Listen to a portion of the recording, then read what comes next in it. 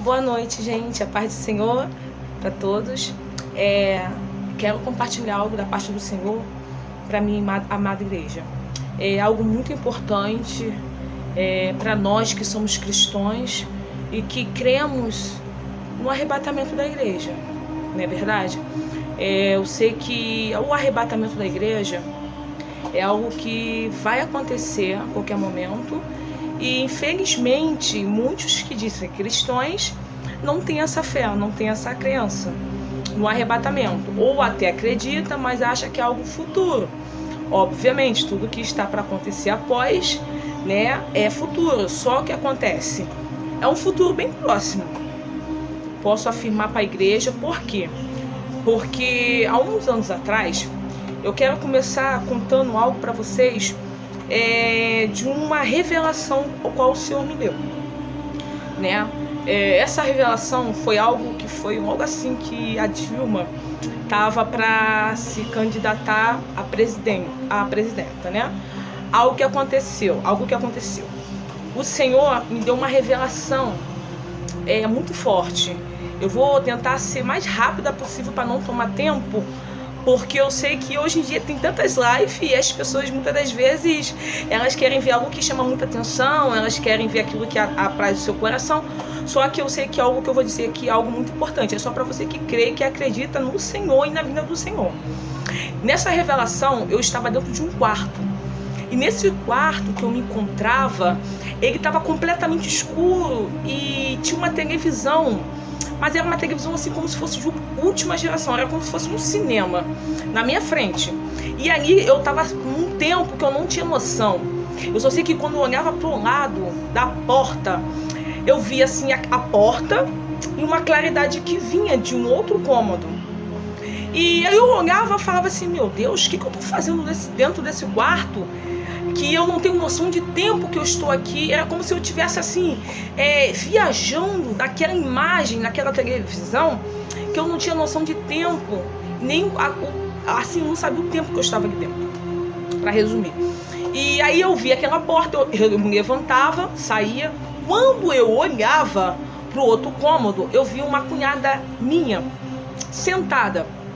Esta cunhada, ela não pode ter filho. E na revelação, ela estava com uma criança no colo. E quando eu via ela, com aquela criança, eu ficava feliz. Eu falava, nossa, ela conseguiu gerar uma criança. E eu ficava muito feliz, muito mesmo. Só que quando eu me aproximava dela, aquela criança que ela estava ninando no colo, aquela criança, ela fazia uns sinais com os olhos, com a boca, de uma forma tão terrível, que eu ficava assim de longe, um pouquinho assim, distante de longe, observando. E quando eu olhava, aquela criança estava estiando com um som, como se fosse um som de rádio, falando com ela como se fosse som de rádio, como se fosse um robô. Fazia assim, ó, e falava com ela, e ela olhava para a criança assim no colo. E quando eu olhava os olhos da criança rodava assim igual hipnose. Já viu? Um desenho, olho de hipnose rodando o olho daquela criança. E aí, quando eu vi aquela cena, eu corria. Essa casa que eu estava é a casa que tem atrás da casa dos meus pais. Essa casa tem até hoje lá. Eu corria para frente da casa do meu pai e tinha um muro muito alto, como se fosse de um palácio. E eu corria, subia nesse muro. E eu olhava pra rua, tinha muita gente, mas muita gente, uma quantidade de gente. Era como se fosse tipo um baile funk super lotado. Pessoas que vai pra um lado, pro outro, não sabe pra onde vai, não sabe se vai beijar, se vai namorar, se vai pro banheiro, se vai dançar. Não. Era como se fosse um alvoroço de pessoas que estivessem circulando pra um lado pro outro. E eu gritava assim para as pessoas que Jesus estava voltando. Eu falava, gente, Jesus está voltando. Gente, Jesus está voltando. Olha o que está acontecendo aí. Aí eu olhava, eu falava sobre a aberração. Eu falava assim, o anticristo está aí. Por que eu falava aquilo? Porque aquela criança, ela estava no colo dessa minha ex-cunhada. Ela estava no colo. E aquela criança, num certo momento, aquela criança, ela se levantava, espreguiçava. Ela espreguiçava. E era como se ela fosse uma criança de 3 anos e meio. Aquela criança era como se ela tivesse 3 anos e meio. Ela saía do colo e ela espreguiçava. Sendo que ela espreguiçava, eu olhava, o corpo da criança era um corpo de um menino, corpo de homem, mas a cabeça daquela criança era de pano. E aquilo me impressionava. Eu falava, como que uma criança tem uma cabeça de pano? E aí eu chegava perto assim do olho da criança e puxava para ver o que tinha dentro do olho. Aí quando eu puxava para ver o que tinha dentro do olho, uma voz falava no meu ouvido assim, não olha que é aberração, não olha. Aí eu tirava na mesma hora o rosto assim e corria pra frente da casa. Aí eu via esse muro subir e gritava. E eu falava com certa cautela porque eu sabia que ela não iria gostar que eu tava falando no filho dela. E aí eu gritava, e eu falava, gente, Jesus está voltando. E eu gritava e as pessoas passavam com uma cara assim de distraído, como se não estivesse dando muita atenção. E eu ficava um pouco desanimada, mas dentro de mim uma voz falava assim, fala, grita, não importa, mesmo que não ouça, fala porque depois eles não vão dizer que não ouviram. E então eu gritava, gente, Jesus está voltando, o anticristo está aí. E eu falava, eu gritava. Naquele momento aconteceu algo muito forte. Apareceu um cavalo muito gigante, mas muito gigante. Ele era tão gigante que nem o joelho dele batia no muro. Ele era muito gigante. E ele estava com uma balança na mão e balançava aquela balança para um lado, para o outro, para um lado, para o outro, e pulava para o outro lado do muro. Quando aquele cavalo pulava para o outro lado do muro, eu continuava gritando. Eu não tinha medo dele, eu continuava gritando. Só que quando ele voltava já na cor de vermelho. E ele batia com a pata assim, como se fosse pisar na minha mãe. Eu pegava a minha mãe e corria pra dentro de uma barraca que tem na frente da casa da minha mãe e ficava lá. Aí a minha mãe pegava, eu corria, fechava o portão e corria pra barraca. Aí a minha mãe passava o dedo assim, um dedo da minha mãe saía como se fosse algo brilhante, que era como se fosse a proteção da gente dentro daquela barraca. E a gente ficava ali, e eu sentia uma asa por trás das minhas costas, era como se eu pudesse sentir nas costas da minha mãe e nas minhas costas, só que eu não olhava para trás, eram aquelas asas que ficavam assim atrás da gente, e eu olhava o alvoroço que estava acontecendo. Aí aquele povo correndo para um lado para o outro, vinha um urso, enfiava a mão por dentro, lá, ó, o muro alto, ele enfiava a mão lá embaixo no portãozinho e abria, e quando ele entrava massacrando tudo. Não tinha necessidade de ele abrir aquela porta. Que interessante, porque ele era muito grande, mas ele abria a portinha e ele ia massacrando, pisando tudo. E eu ficava muito triste, eu falava, e dentro de mim eu ficava triste, mas eu tinha uma convicção que eu tinha feito a minha parte. Aquilo, eu ficava triste, mas eu tinha algo que me consolava, que eu dizia, eu fiz a minha parte, foi eles que não quiseram. E eu ficava ali. E acordei desesperada, não entendendo, porque assim, fui criada no evangelho, mas assim, Bíblia mesmo, né? Muitas das vezes somos assim, né? Dizemos que somos crentes, mas somos simplesmente bagageiros de Bíblia. Andamos com Bíblia para um lado, Bíblia para o outro, mas nós não temos conhecimento. E a palavra do Senhor fala que nós temos que crescer na graça e no conhecimento. E o interessante é que eu acordei desesperado e fui correndo pro meu pai. Meu pai é pastor, eu falei, pai, eu tive uma revelação assim, assim, assim. E fiquei naquela agonia. E meu pai falou, filha, vai ler Apocalipse 6. E aí tá escrito lá, Apocalipse 6, a abertura dos primeiros 6 selos. A abertura do primeiro 6 selos. E eu vi lá o cavalo branco, o cavalo vermelho, o cavalo preto e o cavalo amarelo. Que foi exatamente 2 cavalos que eu pude contemplar ali. Foi o da balança, que é o preto, e o vermelho. Esses 2 cavalos. Só que o interessante, e o urso. Só que aí o interessante, aí eu li dos cavalos, do urso eu não vi nada, tudo bem. Mas o que acontece? Com o passar dos tempos, eu comecei a comer Bíblia e eu achei o urso lá em Daniel, que também fala dos animais, né? Daniel também tem essa visão no fim dos tempos. Então também tem um urso. Só que logo nessa semana eu fui para uma vigília e lá nessa vigília eu estava super cansada. Eu falei, Senhor, eu não quero perder meu tempo. Eu vim aqui para ouvir a sua voz. E o Senhor se revelou de uma forma assim sobrenatural na minha vida naquele dia. Foi algo sobrenatural naquele dia. que quando o grupo dos jovens foram cantar, eu não conhecia aquele louvor, mas o Senhor me levou marchando pro meio do salão e eu comecei a rodar. E naquele momento que eu estava rodando, eu olhei pro céu. Era como se aquele som que aqueles jovens estavam cantando, era como se eu soubesse, eu estava bailando, coreografando aquela música de uma maneira no mundo espiritual tão forte, que já não era mais aquele louvor, era como se o som ficasse o som do céu. E eu já não ouvia mais o grupo. Eu já estava vendo o som do céu. E o engraçado é que o som do céu não tinha letra, mas eu entendi o que significava o som. E aí eu dançando, aí daqui quando eu olhei pro alto, eu já não vi mais os telhados da igreja. Eu vi o céu e as nuvens. E aquelas nuvens, elas estavam em forma, em círculo de trombeta. As trombetas, elas estavam em círculo. Mas rapidamente aquelas trombetas, elas se tornaram em posição de uma do lado da outra. Era como se fossem umas 7 trombetas que tivessem ali. Eu não contei, mas eu tinha essa certeza. Aquelas trombetas. E naquele momento que elas se posicionavam, uma voz falou bem firme comigo: avisa a minha igreja que eu estou voltando. Naquele momento que eu ouvi aquela voz, na mesma hora eu acatei. Fui direto na primeira pessoa que eu avistei e falei: Jesus está voltando. Aí aquela pessoa, eu falei: você crê? Aquela pessoa falou que cria. Só que eu pude ver a boca daquela pessoa se mexendo, mas aquela pessoa não estava falando de coração. E o Senhor me usou para aquela pessoa e disse assim: ó, você tem que crer de coração, não é de boca. E naquela noite foi algo tão especial, porque quando eu vi aquele céu aberto, eu pensei naquele momento que o céu estava se abrindo, o arrebatamento estava acontecendo naquele momento. Eu pensava que era o arrebatamento. Depois que, quando eu vi as trombetas e quando a voz falou para mim avisar a igreja, aí eu pude perceber que era um aviso do Senhor, era uma revelação do Senhor que eu devia passar para a igreja. E naquele período que eu comecei a orar e comecei a chorar pela minha família, pelos meus irmãos que não tinham botado a vida no altar, eu comecei a chorar e comecei a clamar pela minha família. Eu pude sentir esse sentimento, porque na hora que eu vi o céu aberto, eu nem lembrei que eles existiam, nem lembrei que tinha filho, nem nada.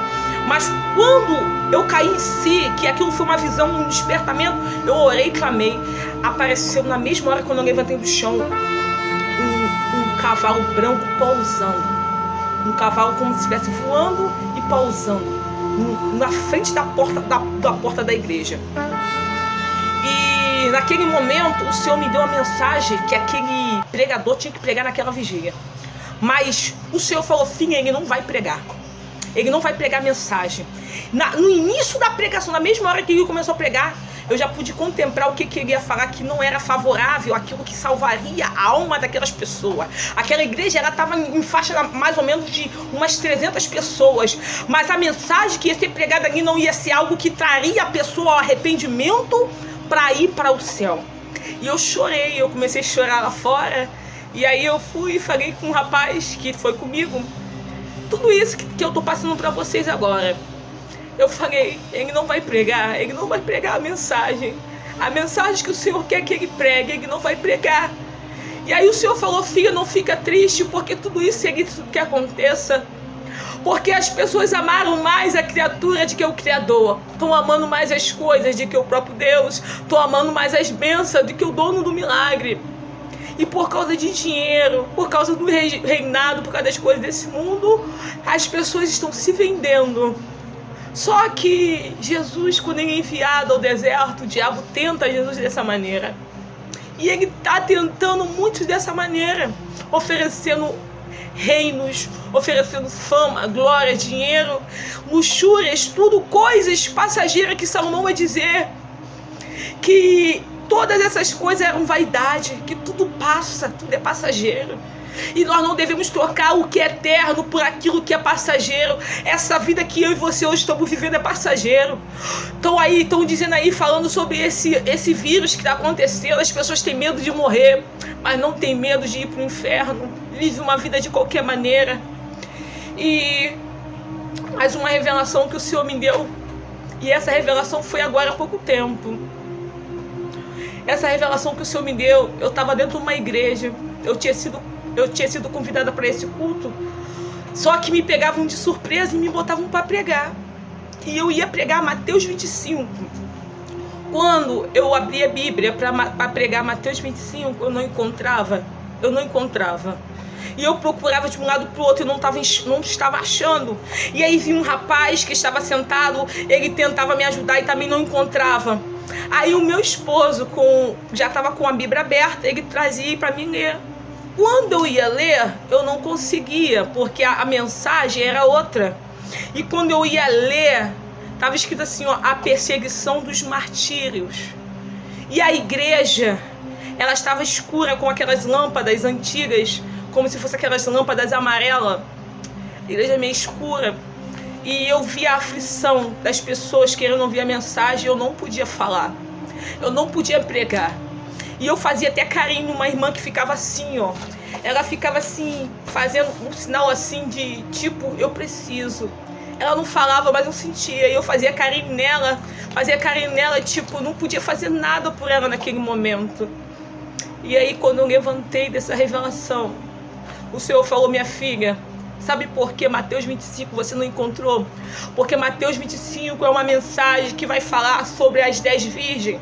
As 10 virgens que estavam aguardando o noivo. Só que as 10 virgens não se encontravam mais em Mateus 25, porque o arrebatamento já tinha acontecido. E sabe por que você viu a perseguição dos martírios? Porque já estava acontecendo a grande tribulação. Porque quando a igreja for arrebatada, o que vai acontecer é a grande tribulação. Vai ser a perseguição dos martírios. E eu fui procurar, lá em Apocalipse estava a perseguição dos martírios. As almas que estavam clamando por justiça, por aqueles que o mataram, arrancaram a sua vida.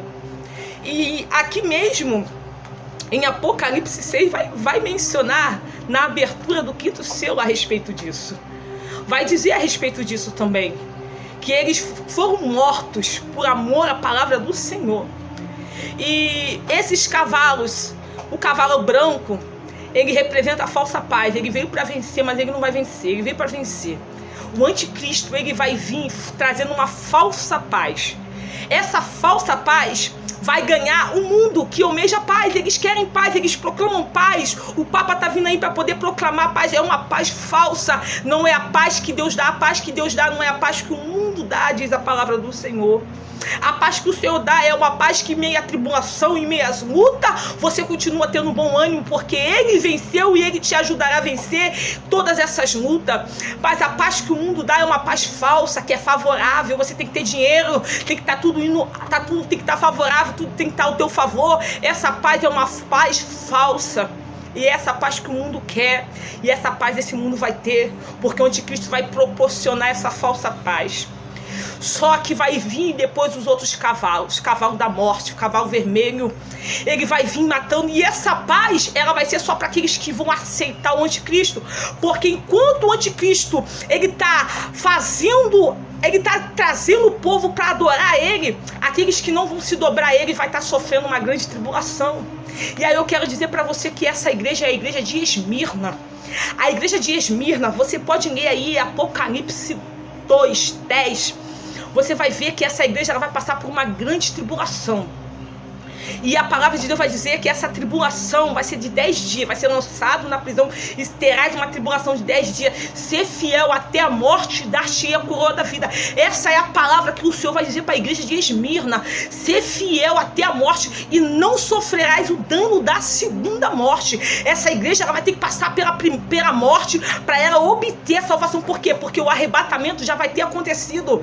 Porque o que está acontecendo, igreja, o arrebatamento ainda não houve. Mas o povo está apostatado da fé. O povo está no meio da heresia, da idolatria. Então são amantes de si mesmo. Estão vivendo de qualquer maneira na presença do Senhor. E poucos vão ser arrebatados. Porque os que vão ser arrebatados vão ser aqueles que purificaram as suas vestes. Aqueles que lavaram as suas vestes. Que se santificaram. Que buscaram azeite enquanto havia tempo. E o azeite é o Espírito Santo de Deus. Aqueles que andaram em amor, andaram em fé, andaram em bondade, em fidelidade. Não é só aqueles que buscam dons, porque dons não salvam, mas aqueles que buscam a graça, o amor de Deus e vivem o amor de Deus. Não são árvores infrutíferas, mas são árvores que dão bons frutos. Essas são as árvores que dão em 70 e 30, e esses são os que dão bom fruto, que receberam a semente e produziram. Mas outros não produzem. Por quê?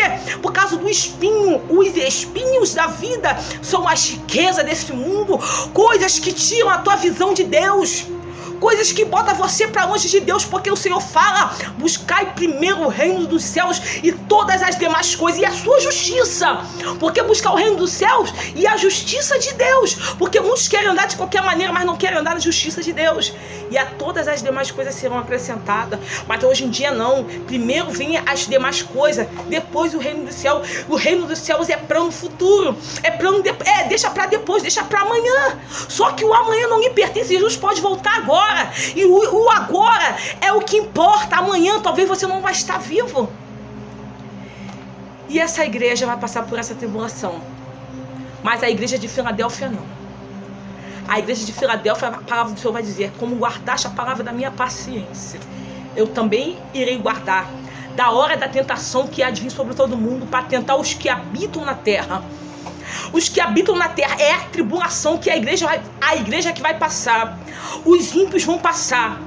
Só que os que ficarem para a segunda oportunidade vai ter que morrer por amor a Cristo. Aqueles que não vêm no amor vai vir pela dor. Vai ter que morrer por amor a Cristo, porque não vão se dobrar diante do anticristo.